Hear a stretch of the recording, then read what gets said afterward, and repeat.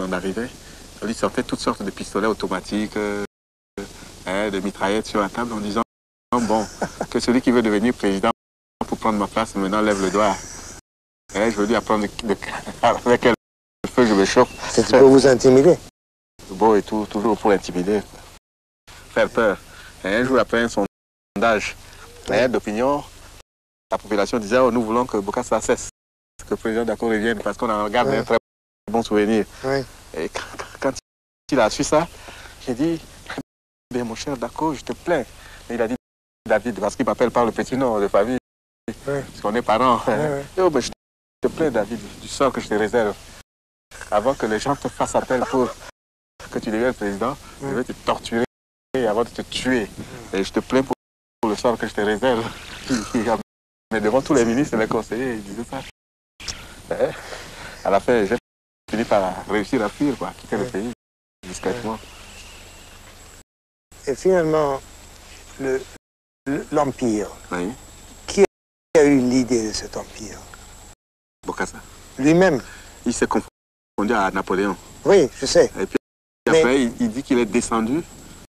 Il est un descendant des pharaons.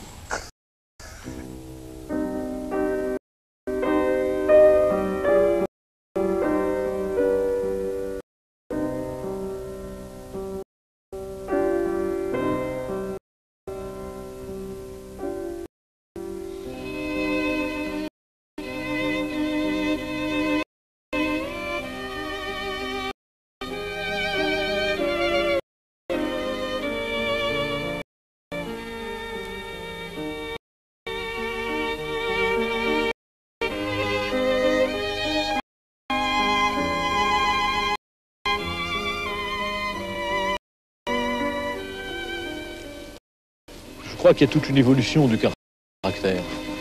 Je crois qu'au départ, Bokassa, c'est un petit paysan dont le père a été tué par les colons, qui s'engage dans l'armée et qui mène une existence de soldat. C'est la guerre. Soldat français. Soldat français. Et il sera toujours très fier d'avoir été soldat français.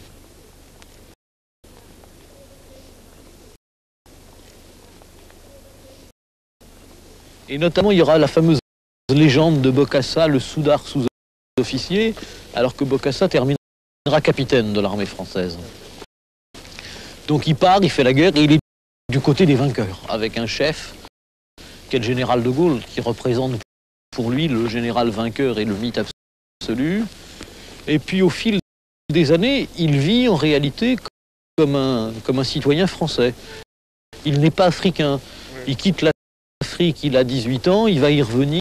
Il aura passé 20 ans dehors de son pays, en France, en Indochine, puisqu'il va faire la guerre d'Indochine.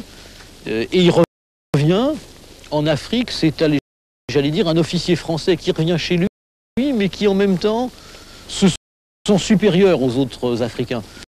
Parce que lui, il a vécu, il a parcouru le monde, il a commandé des soldats français blancs. Et lorsqu'il prend le pouvoir au départ, je crois que c'est un jeune officier qui est dans cette période d'officier progressiste des années 60.